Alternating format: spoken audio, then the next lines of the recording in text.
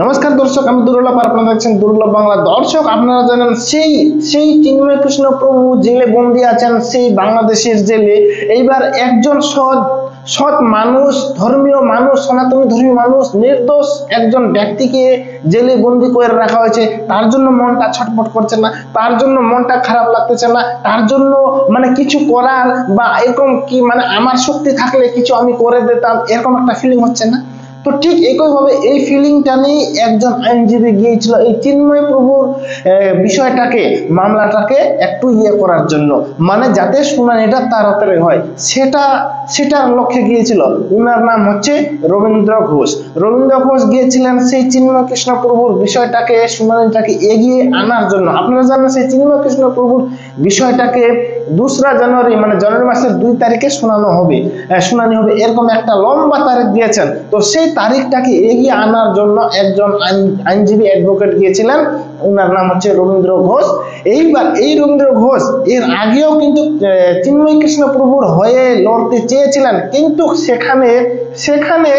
সেখানকার হাইকোর্টের যে আইনজীবীরা আছে, মুসলিম আইনজীবীরা আছে, হ্যাঁ, তারা কিন্তু সেই আইনজীবীকে চিন্ময় প্রভুর আইনজীবীকে ঠিক মতো লড়তে দেননি, এবং কি সেখানে বিক্ষোভের মুখে পড়তে হয় এই আইনজীবীকে। ফলে সেই দিন কিন্তু শুনানি হয়নি, সেখানে বিক্ষোভে পড়তে হয়, এবং কি অনেক মুসলিম আইনজীবী সেই রবীন্দ্র ঘোষকে, অ্যাডভোকেট রবীন্দ্র ঘোষকে পিছন থেকে আঘাত করে, মুখ থেকে খারাপ হাসি করে গালিগালাজ করে। তো এই আপত্তি এবং কি এত বিক্ষোভের পরেও এই যে রবীন্দ্র ঘোষ এত সাহস করে গতবারে আবার সে চিন্ময় কৃষ্ণ প্রভুর বিষয়টাকে, মামলাটাকে এগিয়ে আনার জন্য শুনানি করতে চেয়েছিলেন। তো সেটা কিন্তু ওনার একটা সাহস, এবং কি সেই সাহসের আমরা কুর্নিশ জানাই। আমরা সমস্ত সনাতন ধর্মী মানুষরা, আমি সমস্ত সনাতন ধর্মী মানুষ এই আইনজীবীকে কুর্নিশ জানাই।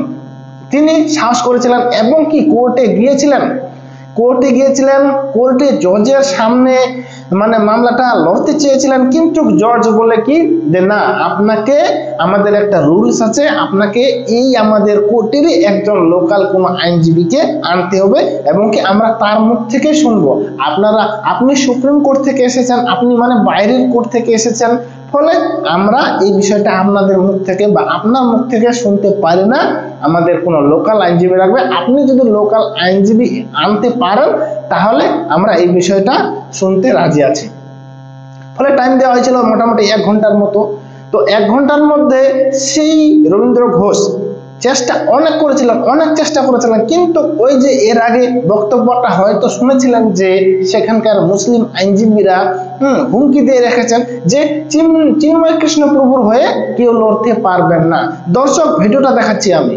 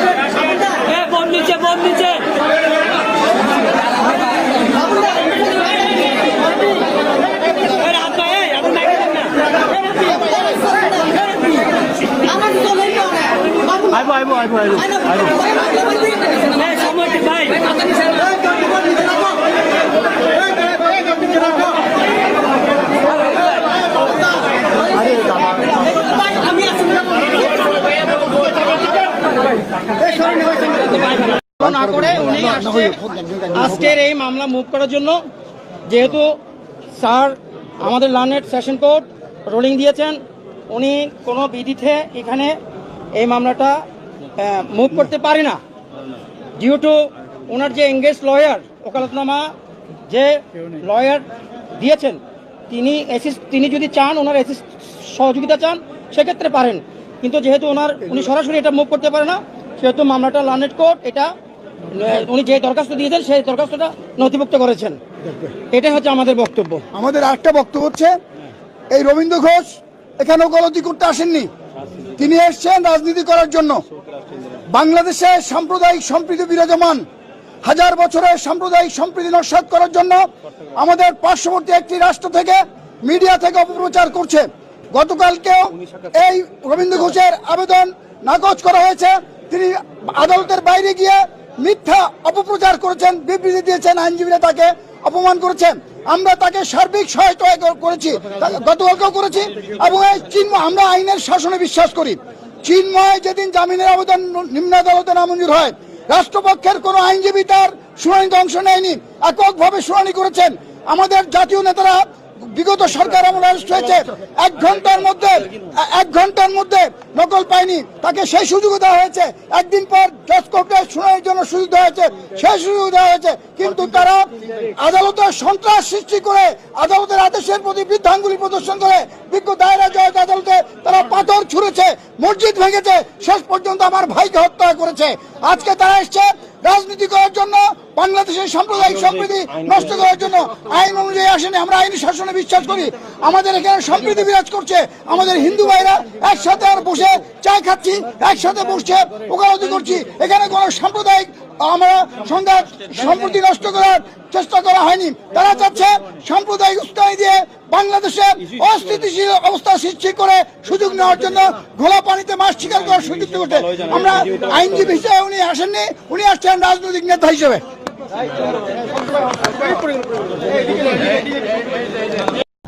দর্শক ভিডিওটা দেখলেন, তাহলে দেখুন এই ব্যক্তিটা লড়তে চেয়েছিলেন, কিন্তু হুমকি দেওয়ার ফলে, এর আগে হুমকি দেওয়ার কারণে কোনো হিন্দু অ্যাডভোকেট, সনাতন ধর্মী অ্যাডভোকেট মানে আসতে সাহস দেখাতে পারেনি। ফলে এই রবীন্দ্র ঘোষ যে এত সাহস করে সেই কোর্টে এসেছেন, এটা কিন্তু একটা বলা চলে যে বীরত্বের পরিচয় দিয়েছেন এই রবীন্দ্র ঘোষ। এবং কি পরবর্তীকালে আমি যেটা আশা করছি বা মনে করছি যে পরবর্তীকালে হয়তো এরকম কোন সনাতনী ধর্মী মানুষ আমরা অ্যাডভোকেট সেই চট্টগ্রাম হাইকোর্টে দেখতে পাবো চিন্ময় কৃষ্ণ প্রভুর মামলাটা লড়তে হয়তো দেখতে পাবো এরকম কোন সনাতন ধর্মী অ্যাডভোকেট। আশা রাখছি, কারণ ইনি তো সাহসটা দেখিয়ে দিলেন যে বিপদের মুখে পড়েও, বিক্ষোভের মুখে পড়েও আবার সেখানে যাওয়া এবং কি সেখান থেকে কাজ করে ফিরে আসা, যদিও সাকসেস হয়নি, কিন্তু কাজটা করে আসা, এটা একটা সাহস বাড়িয়ে দেবে। ফলে হয়তো পরবর্তীকালে, এখন 2 তারিখই হবে না, তার আগেও হতে পারে, বলা যায় না এখনো ঠিক মতো, বাট সাহস হয়তো কিছুটা হলেও মানে আসতে পারে আর কি। তবে দর্শক, যেটা হয়েছে খুব খারাপ হয়েছে, এবং কি এতদিন ধরে একজন ধর্মীয় ব্যক্তি, নির্দোষ ব্যক্তিকে, সৎ ব্যক্তিকে বন্দী করে রাখা, এটা কিন্তু বাংলাদেশ সরকারের এবং কি বাংলাদেশবাসীর পক্ষে খুব একটা খারাপ লক্ষণ, খারাপ একটা দিক, যেটার পরিণতি বাংলাদেশবাসীকে, বাংলাদেশ সরকারকে ভুগতে হবে নিশ্চিত। দর্শক, তো আপনাদের মতামত কি? আপনি কি চান যে চিন্ময় প্রভু যত দ্রুত হয় বেরিয়ে আসুক জেল থেকে? যদি এই বিষয়টা আপনার মত হন বা সহমত হন, তাহলে আমার এই ভিডিওটাকে লাইক, কমেন্ট, শেয়ার করবেন, সাথে চ্যানেলটাকে সাবস্ক্রাইব করবেন। ঠিক আছে দর্শক, দেখা হচ্ছে পরের ভিডিওতে। এইরকমই আমি নতুন আপডেট আপনাদের সামনে নিয়ে আসবো। দেখা হচ্ছে, আর নজর রাখবেন দুর্লভ বাংলা ইউটিউব চ্যানেল।